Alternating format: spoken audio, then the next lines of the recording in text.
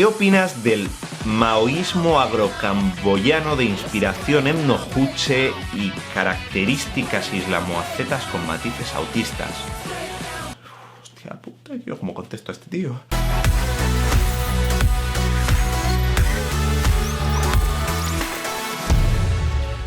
Ha llegado el momento.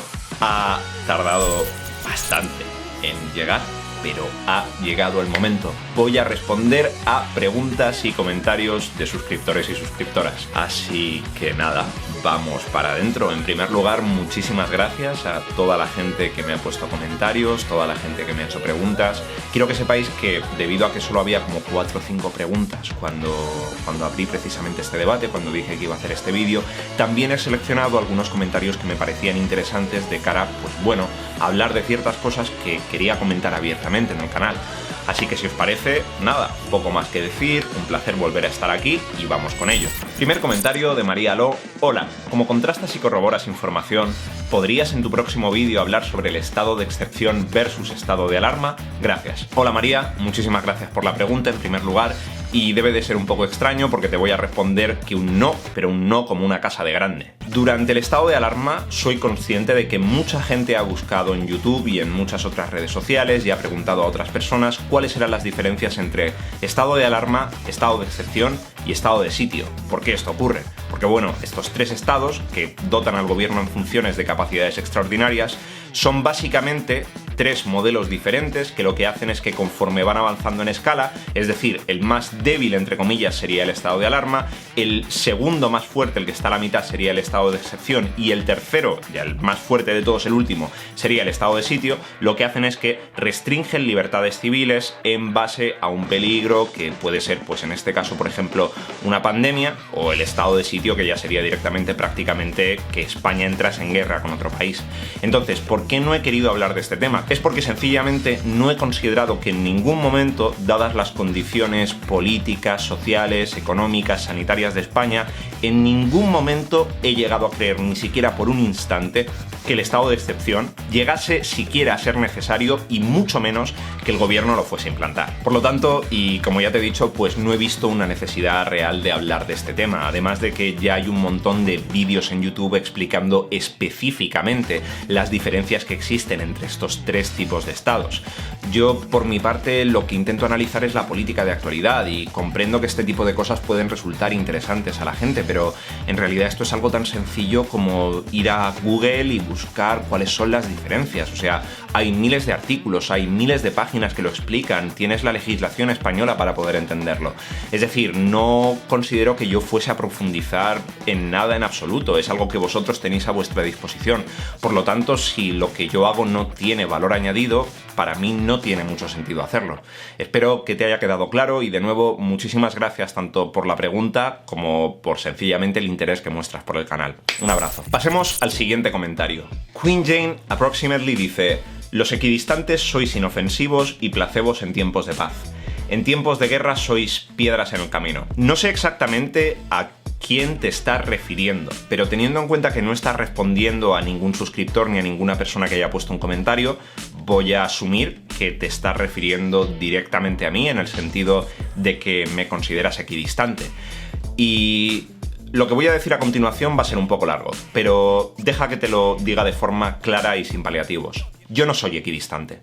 Nunca lo he sido. Nunca lo voy a ser. Tú tampoco. Ningún ser humano que puebla este planeta va a ser políticamente equidistante jamás. Jamás. Yo tengo mis ideas políticas. No hablo de ellas. ¿Y por qué no hablo de ellas? Pues por una razón muy sencilla.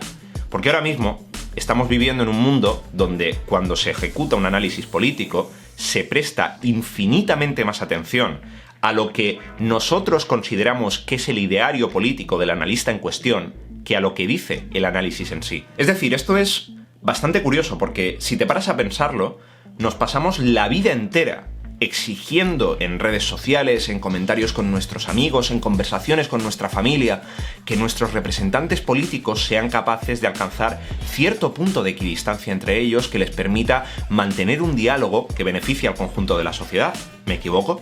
pero sin embargo luego llegamos nosotros, intentamos coger algo de equidistancia o sencillamente algo de distancia para analizar las ideas y las acciones políticas no por lo que nosotros consideramos que son, sino por lo que son intrínsecamente, y de repente llegamos con esto. Es decir, es que en política hay veces que literalmente somos el perro del hortelano, porque tenemos ideas y resulta que el de enfrente tiene ideas diferentes a las nuestras o incluso opuestas a las nuestras, y eso no nos gusta, y luego resulta que cuando llega alguien que no termina de posicionarse o que se ha posicionado políticamente pero aún así ignora ese posicionamiento y sencillamente trata de analizar las cosas tal y como son o tal y como las percibe bajo una serie de hechos objetivos, por supuesto, eso también es un problema. Y yo, a título personal, y no tengo ningún miedo de admitirlo, ¿vale?, he sufrido una deriva política enorme durante toda mi vida, pero enorme, no os podéis hacer una idea. O sea, no quiero entrar en detalles porque, como ya he dicho antes, yo no quiero hablar de lo que yo pienso políticamente, pero claro que tengo una percepción política de la realidad, claro que hay ideas que apoyo y claro que hay ideas que rechazo, pero eso no significa, ¿vale?, que sea equidistante. Este canal es política. Para mí es un espacio que he creado y que, margen aparte de lo que todos pensemos, margen aparte de nuestras ideas políticas, margen aparte de quién nos guste o quién nos disguste, podamos tener un sitio donde podamos hablar de las cosas abiertamente, precisamente sin tener en cuenta qué es lo que pensamos específicamente. En ocasiones tendemos a tener pensamientos arrogantes y muy paternalistas al respecto de no puedo dialogar contigo porque resulta que perteneces al bando contrario, o tendré que escucharte a ti porque resulta que perteneces a mi bando. ¿Qué coño es eso? ¿Qué es tu bando? ¿Quién representa tu bando? Tú defiendes a un bando, pero a ti, ¿quién te defiende? A lo que voy con esto es que dialogar abiertamente de ideas, dialogar abiertamente de lo que está ocurriendo, dejar a un lado nuestra puñetera opinión por una vez. ¿Sabéis cuál es el problema de las opiniones? Si los humanos fuésemos perros, las opiniones serían culos, porque nos tiramos muchísimo más tiempo lisqueando la opinión del de enfrente que la propia nuestra. No hay problema con la equidistancia en un sentido de diálogo. En todo caso, podría haber un problema de equidistancia contigo mismo, si así lo consideras, si crees que te mantienes equidistante de cara a la política o si crees que todavía no has encontrado tus ideas al respecto, pero ¿cuál es el problema en el diálogo? Por Dios, si nos pasamos la vida entera pidiéndolo. No sé, espero que esta reflexión te haga cambiar tal vez un poco tu punto de vista, y eso asumiendo, por supuesto, en todo momento que tu comentario realmente fuese dirigido hacia mí. Pero claro, como lo has puesto sin responder a nadie, pues, en fin, yo asumo que estás hablando directamente conmigo. Pero es eso, ¿no? En ese sentido espero que te haya hecho cambiar un poco el punto de vista, y francamente, si no te hace cambiar el punto de vista, pues poco más puedo hacer al respecto de ello. Es decir, yo tengo este canal, estoy tremendamente cómodo hablando de lo que hablo, tengo la suerte de que cada vez más gente no solamente me está siguiendo, que en realidad eso es lo mínimo, sino que están participando activamente en el debate, y eso es genial. Así que si tengo que elegir entre hacer un canal de YouTube que consista en defender mis ideas políticas pese a lo, no sé, irracionales que tal vez puedan llegar a resultar para algunas personas, o crear un canal de YouTube donde pueda hablar abiertamente de todo y donde la gente quiera hablar conmigo y quieran hablar entre ellos, desde luego en ese caso me quedo con la equidistancia. Pero vamos, del tirón. Tercer comentario, Andreu Rubert. Me encanta la sección y cómo la desmigajas para aquellos que no estamos tan versados en política. Mil gracias, Andreu. Mi pregunta es un popurrí. Sorry. ¿Cómo ves, imaginas el canal de aquí a un año? ¿Qué secciones te gustaría incorporar o abarcar en tu canal? Un abrazo. Con la iglesia hemos topado, macho. Pero con la iglesia hemos topado de verdad. O sea, no te haces una idea de la cantidad de cosas que me gustaría hacer, tío, de verdad. No te haces una idea. Es como... A ver, ¿qué te puedo decir? Entrevistas, pero sin dudarlo. Me gustaría entrevistar a políticos, desde luego. Me gustaría entrevistar a politólogos, me gustaría entrevistar a analistas, me gustaría entrevistar a periodistas. En definitiva, me gustaría entrevistar a gente que tenga mucha más experiencia que yo, ¿vale? Tanto teórica como práctica, analizando política en la vida real. Me gustaría traer al canal a gente que os pueda hablar de cosas de las que yo no os puedo hablar por inexperiencia, por desconocimiento, por ignorancia, pero sobre todo que os puedan hablar de ellas de forma profesional, en el sentido de que profesionalmente se hayan estado dedicando a la política o al mundo contextual de la política durante bastante tiempo, porque creo que eso sería súper interesante, de verdad. Creo que ayudaría muchísimo a comprender otros puntos de vista. Lo que pasa con esto es que para llamar a ese tipo de personas, al menos bajo mi punto de vista, porque ya he intentado ponerme en contacto no quería decir nada, pero he intentado ponerme en contacto con algunas personas. No quiero decir a qué mundillo, a qué contexto pertenecen. Sí que os puedo anunciar que esas personas se dedican total o parcialmente al análisis político, pero no he recibido respuesta, y creo que eso se debe sencillamente a que el canal es pequeño, ¿vale? Creo que se debe sencillamente a que tal vez no están interesadas en participar en un canal tan pequeño. Así que en ese sentido, y llevándolo un poco para mi terreno, lo mejor que podéis hacer si queréis que traiga este tipo de peña es que si todavía no estáis suscritos, os suscribáis ahora mismo a la voz de ya, le deis al botón de like y sobre todo que compartáis mis vídeos en ese sentido, porque cuanta más gente seamos, más visibilidad vamos a poder tener, y esto lo digo de forma totalmente honesta. Y cuanta más visibilidad logremos tener, más se puede interesar X o Y persona en venir al canal a contar su punto de vista sobre algo. Más allá de eso, más allá de las entrevistas, también me gustaría mucho hacer mini docus. Mini docus en el sentido de hacer, pues, vídeos que tengan contenido audiovisual, que utilicen imágenes de archivo, donde yo pueda relatar, digamos, con una voz en off, contando y desmigajando un suceso político de forma muy, muy específica. Pero claro, para eso necesito tiempo. Y ahora mismo eso está complicado, porque ya lo he dicho en muchos otros vídeos, yo trabajo a jornada completa, trabajo en el canal cuando termino en mi trabajo a jornada completa, también se me hace un poco difícil porque ambos casos implican edición de vídeos, entonces termino con la cabeza muy agotada, pero vamos, de aquí a un tiempo me gustaría mucho, mucho hacerlo. Y te voy a seguir contestando a tu pregunta, pero a través de otras preguntas, ¿de acuerdo? Porque no eres la primera persona que me pregunta algo similar. De cualquier forma, un abrazo enorme para ti también. Cuarto comentario, Folencio. Hola Jorge, ¿qué opinas del maoísmo agrocamboyano de inspiración etno-juche y características islamoacetas con matices autistas?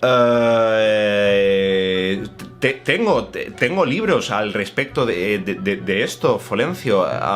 Voy a ir a buscarlos ahora para contestarte, pero supongo que lo primero que te quiero decir es que no tenía ni la más mínima idea de que Más Madrid hubiera sacado otra escisión dentro de sí mismos, pero tómate un segundo para relajarte, ¿vale? O sea, comprendo que tal vez te pueda haber llamado la atención esto, pero no lo veo una corriente política con futuro, la verdad, tal y como me lo mencionas. Hostia puta, yo cómo contesto a este tío. No, ahora en serio. ¿Te planteas aplicar los vídeos a asuntos de política internacional en el futuro? Te agradezco infinitamente que no me hayas hecho tener que responder a la primera parte de tu pregunta. Ahora bien, respondiendo a la segunda parte de tu pregunta, te contesto un poco lo mismo que le he contestado a Andreu en el anterior comentario. Es decir, me fliparía. No es que me lo plantee, es que me gustaría muchísimo.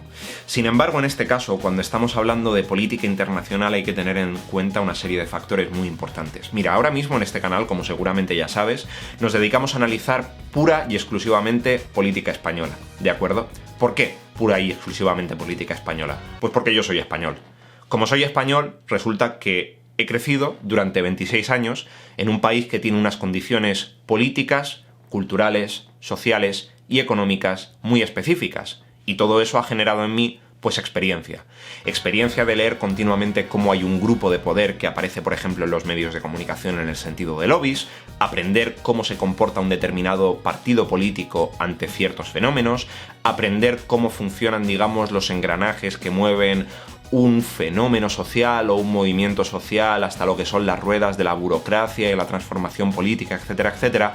Y lo que te quiero decir con todo esto es que, si bien yo no soy ningún especialista dentro del análisis político, sí que es cierto que conozco, o considero que conozco bastante bien, cómo funcionan los distintos engranajes de lo que es la industria política, si la podemos llamar así, en mi país. Precisamente por eso, precisamente porque tengo esa, digamos, confianza en conjunto a que obviamente pues soy periodista y también me he profesionalizado un poco en ese sentido, pues contribuyen al hecho de que yo pueda hablar de los fenómenos políticos de España a nivel micro en ese sentido, sin sentir miedo, sin sentir vergüenza, sin sentir inseguridad. Pero claro, cuando lo llevamos al terreno de la política internacional, ahí la política micro pierde muchísimo sentido. ¿A qué me refiero con esto? A que si hablase de política internacional y quisiera hacerlo con el mismo tono, con la misma especificación que intento poner en los vídeos que hago a día de hoy, tendría que conocer las mismas condiciones, o conocerlas al menos con las mismas profundidad, del resto de países del mundo, o del resto de países de los que quiera hablar, de la misma forma que conozco las de España. Y eso implica un trabajo de investigación enorme, y no solo un trabajo de investigación, también hay barreras en el sentido de que hay que aprender cómo funciona el slang, ¿no? La terminología política de otros países, como por ejemplo la francesa, conocer cómo funciona, por ejemplo, el sistema político francés, conocer, por ejemplo, cuáles son los lobbies que existen dentro del sistema político francés, porque la política internacional se puede analizar de forma macro, es cierto, es decir, joder, si este país sube el precio del petróleo y resulta que este gobierno está a favor, pero resulta que su oposición está en contra, pues es obvio que se va a producir X resultado. Sin embargo, si queremos analizarla de forma más específica, de forma más detallada, entender verdaderamente lo que ha ocurrido detrás de la cortina, pues eso requiere mucho trabajo, tío. Eso requiere mucho trabajo y muchísima investigación. Y de nuevo te contesto lo mismo que le contesto a Andreu, es que en este momento encontrar tiempo para esto me es muy difícil, y más allá de eso, pues también tenemos que seguir la línea que hemos seguido hasta ahora, ¿no? Que es analizar la política española porque es lo que nos afecta a nivel micro a nosotros. Por lo tanto, respondiendo a tu pregunta de forma final, me encantaría, tío. Me encantaría, y sobre todo me encantaría también poder hacerlo con más gente, ¿sabes? Eso es lo que me gustaría de verdad, poder hacerlo con más gente, en vídeos compartidos, en colaboraciones, repartir un poco el trabajo para que yo no sienta tampoco esa sensación de carga, de echármelo yo todo a la mochila que siento a veces, ¿sabes? Pero ¿puedo en este momento? Ya te digo que no. Ahora bien, en el futuro, ¿quién sabe? Quinto comentario, César. Hola Coloma, ¿qué tal? Te quería preguntar cuál es tu opinión acerca del rap político. ¿Por qué crees que tiene mucha menos acogida que otros tipos de rap o el resto del rap en general? ¿Se debe a su producción marginal y de no alta calidad? ¿O es simplemente el hecho en sí de mezclar rap con política? Es decir, aunque fuera muy bueno técnicamente, ¿no cuajaría igualmente por usar este estilo de música para hablar y criticar la política? ¿Cómo es el rap político fuera de España, si es que existe? De esto puedo dar la chapa, pero a base de bien. Contestando a tu pregunta, ¿cuál es mi opinión al respecto del rap político, de la música política en general? Yo considero que la música es política de serie, al igual que cualquier otra producción cultural de cualquier otra época que te quieras tirar a la cara. Pero el rap específicamente me parece bastante más político que el resto de músicas, debido, entre otras muchas cuestiones, al contexto de marginalidad, pobreza, violencia, drogadicción, etcétera, etcétera, en el que surge originalmente y luego posteriormente cómo se traslada. ¿De acuerdo?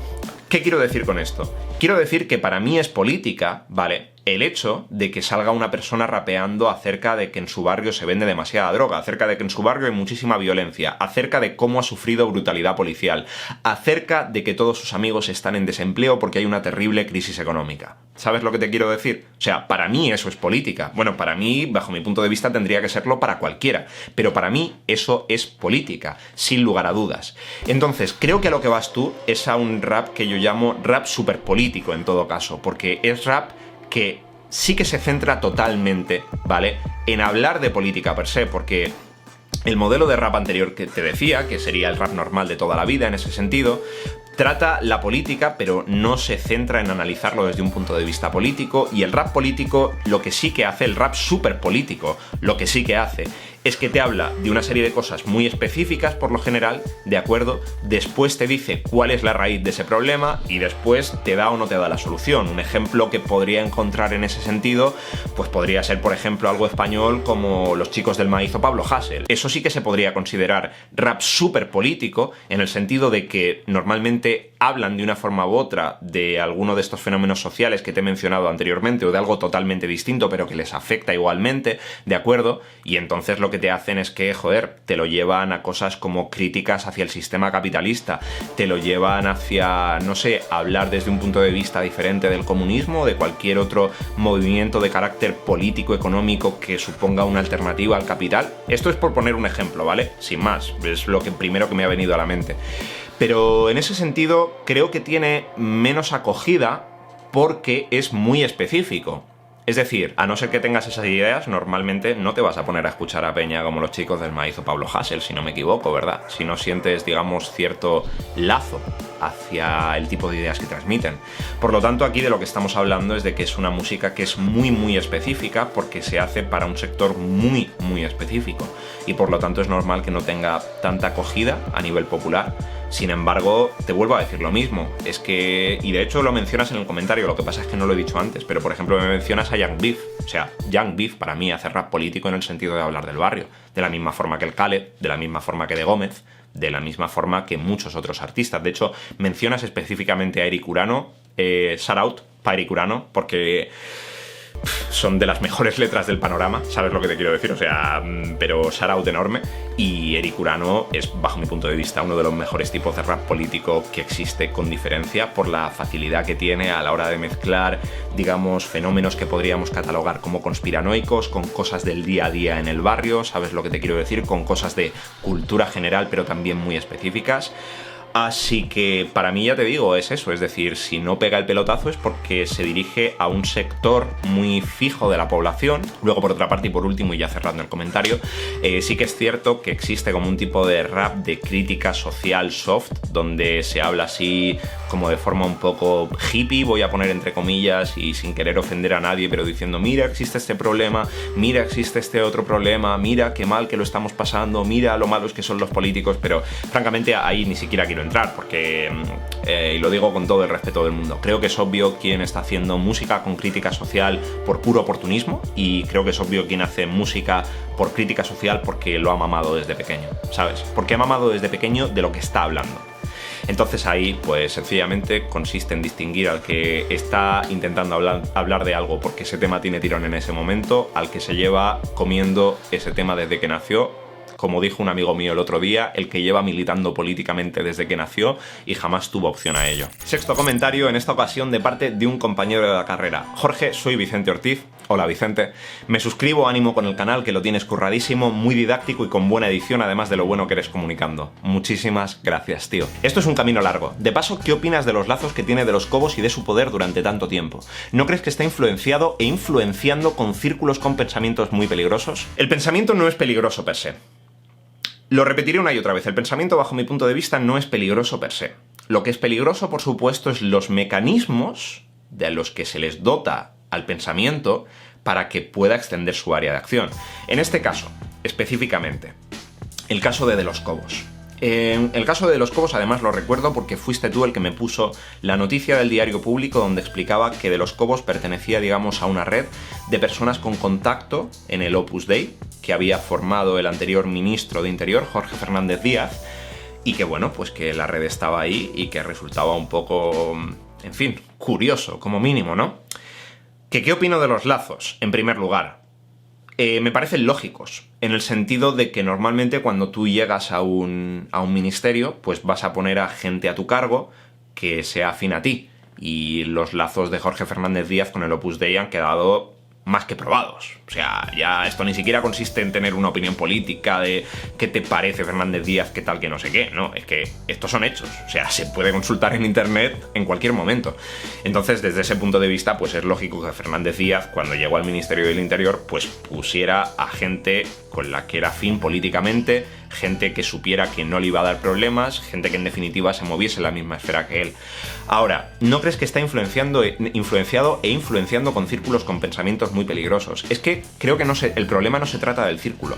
El problema se trata de que, y eso sí lo consideras un problema, por supuesto, pero el problema se trata de que tanto Pérez de los Cobos como el resto de gente que pertenecen a este círculo de personas con contacto y con filiación al Opus Dei han permanecido aun habiéndose marchado Jorge Fernández Díaz del ministerio, y creo que esta es precisamente la razón por la que el gobierno se ha puesto tan nervioso a la hora de pedirle a los Cobos información al respecto del caso que estaba investigando la policía judicial, etcétera, etcétera, porque creo que de lo que tenía miedo el gobierno es de un juicio político. Es decir, estas personas llegan y dicen, mira, a Pérez de los Cobos le han encargado que investigue este caso. ¿Qué vamos a hacer? Vamos a orquestarlo de la mejor forma que podamos para preparar una auténtica encerrona al gobierno, con pruebas que vengan de medios cuestionables, etcétera, etcétera. Ya he hecho vídeos al respecto, ¿vale? No quiero cortar el argumento en este momento, pero lo puedes encontrar por aquí.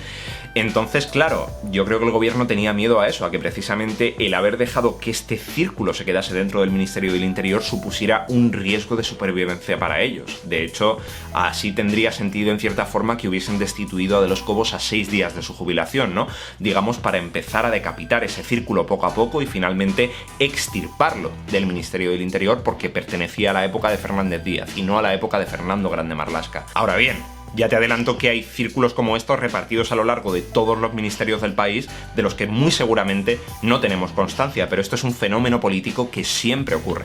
Por eso en muchas ocasiones intento apartar el plano de vista moral al respecto, porque es que es como, no, pero mira, ahora resulta que Jorge está criticando esto, está diciendo esto.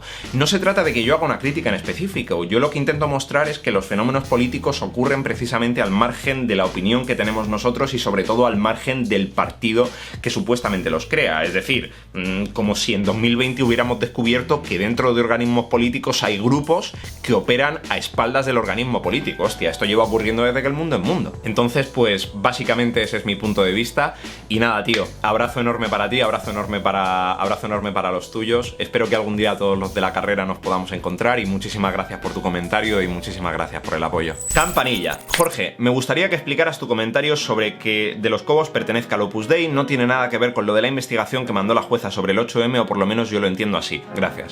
Hola Campanilla, en primer lugar, muchísimas gracias por el cariño que muestras en todos y cada uno de tus comentarios. No te pienses que me has pasado desapercibida, ni muchísimo menos. Y en referente a tu comentario, además es que te lo quería decir directamente, como seguramente hayas visto, ya lo he contestado de forma más o menos directa en el comentario a Vicente, así que espero que te haya quedado claro. Por si acá en ese sentido, lo vuelvo a repetir en el sentido de que lo que preocupa de los Cobos, o lo que le preocupaba al gobierno, era que se pudiera hacer un juicio político a sus espaldas, o que se orquestase un juicio con pruebas que vinieran de medios cuestionables y que todo esto viniera orquestado de un organismo, de un círculo que a día de hoy todavía existe, según las fuentes consultadas, dentro del Ministerio del Interior, y que por tanto, pues este círculo, este organismo, lo que estuviera haciendo sería atacar y amenazar al gobierno por su espalda. Séptimo comentario. Danianos X. ¿Hay entonces riesgo de guerra civil? No. No. Por favor, quitémonos esta idea de la cabeza. Y entiende, Danianos, que con quitémonos esta idea de la cabeza, ni muchísimo menos estoy tratando de faltarte al respeto, de menospreciar tu punto de vista o siquiera de ser paternalista contigo. Me parece absolutamente normal y absolutamente comprensible que la gente tenga dudas al respecto de si hay riesgo de guerra civil. Es decir, o sea, ayer te encontrabas a un tío en las noticias, voy a poner el enlace aquí si queréis, que literalmente estaba en una galería de tiro y se grababa con sus amigos disparando con una escopeta a dianas que tenían la foto de miembros del gobierno. Margen aparte de lo que a ti te parezca, porque al hombre este lo han detenido, ¿no? Entonces, margen aparte de lo que te parezca la detención, comprende que el hecho, y lo comprende todo el mundo, de que ocurran este tipo de cosas en nuestro país, pues desde luego lo que hacen no es disminuir la sensación de que vaya a ocurrir algún gesto de violencia política que nos pueda conducir a una posible guerra civil, a una posible insurrección de ciertos sectores, en definitiva, a violencia poblacional. Obviamente lo aumenta. Obviamente lo aumenta. Es decir, hombre, ¿qué pensaríamos? Yo me encuentro con este tipo de cosas y digo, hostias, es que es normal que la gente tenga miedo. Pero, bajo mi punto de vista, Danianos, no existe riesgo de que haya guerra civil. Comprendo que la gente tenga miedo porque, claro, como la guerra civil ya ocurrió en España, pues la peña piensa, podría volver a ocurrir. Pero es diferente, el contexto histórico es totalmente diferente. Cuando ocurrió la guerra civil en España había unas condiciones políticas muy específicas y sobre todo es que, en primer lugar, el mundo no estaba tan globalizado como lo está ahora, ni tan interconectado como lo está ahora. Créeme, una guerra civil en España no solamente tendría consecuencias catastróficas para España, las tendría para la Unión Europea, por ejemplo, y la Unión Europea no es solamente un organismo supranacional compuesto por los países miembros, también es un organismo que añade legislación sobre España, también es un organismo que tendría que tomar partido en caso de que esto se produjese. O sea, nosotros ya no vivimos aislados, vivimos en un mundo interconectado, tanto a nivel de comunicaciones como a nivel político.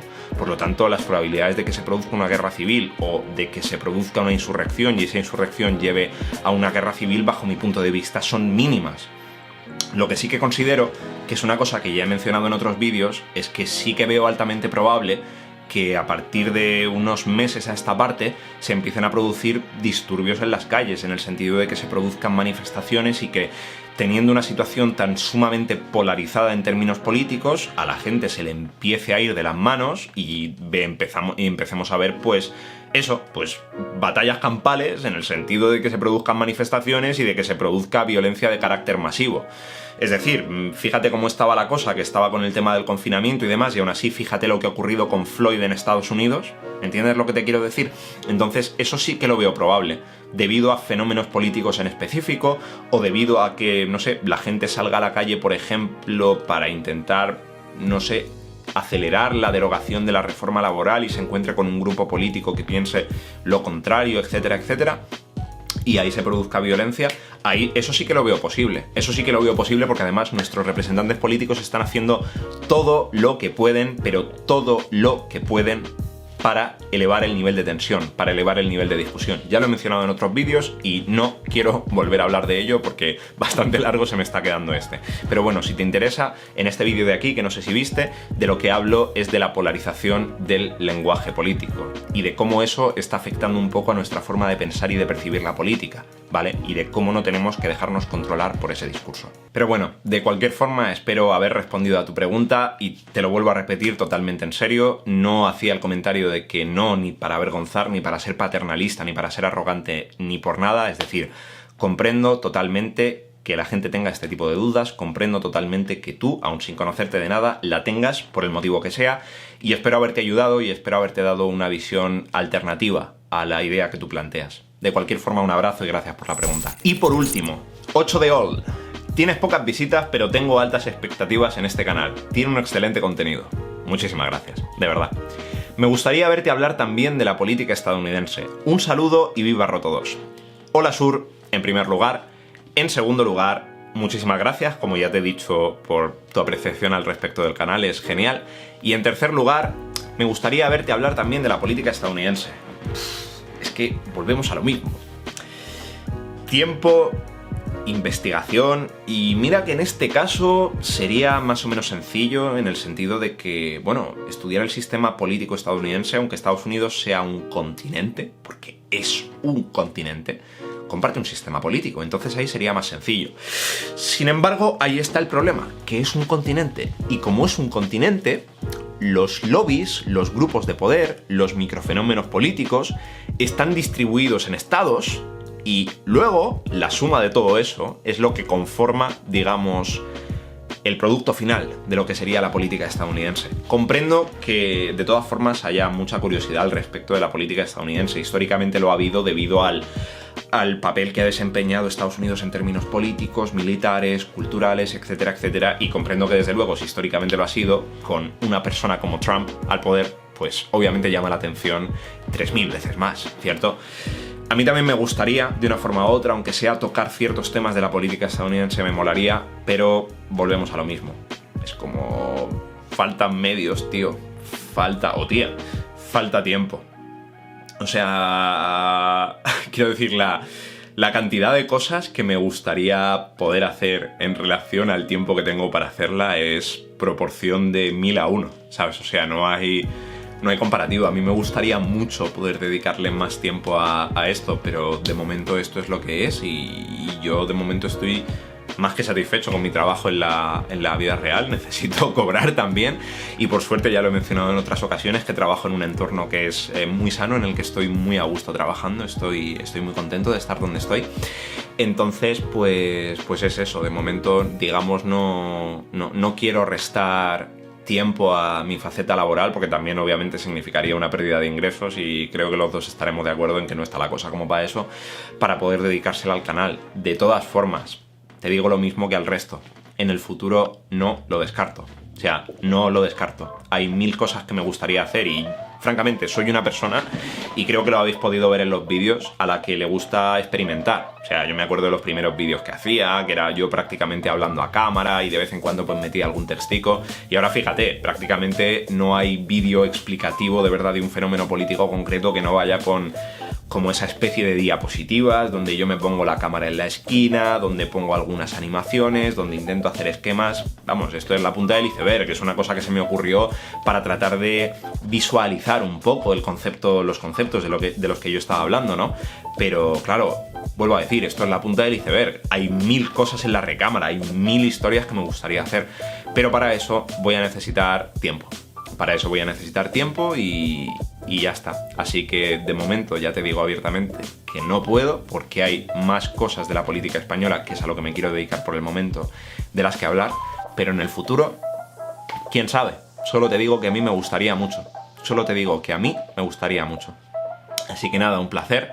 Gracias por tu comentario y me parece que se ha quedado un vídeo larguísimo. Así que lo voy a ir dejando por aquí. Dentro de poco el 7 análisis. Muchísimas gracias a todos los que me habéis comentado. También gracias a toda la gente que me ha comentado en el resto de vídeos, pero que no he puesto su comentario en este vídeo, ¿vale? Aquí he puesto los que más me han llamado la atención, o digamos los que más enlazaban con cosas de las que quería hablar de forma abierta. Así que muchísimas gracias a todos y a todas. Soy Jorge Coloma. Dentro de poco nos vemos en 7 análisis, ¿de acuerdo? Permaneced a la espera. Ya sé que vamos con una semanica de retraso, pero no pasa nada. Vamos a alcanzar el ritmo normal tarde o temprano. Ha sido un placer. Si es personal, como siempre, es política.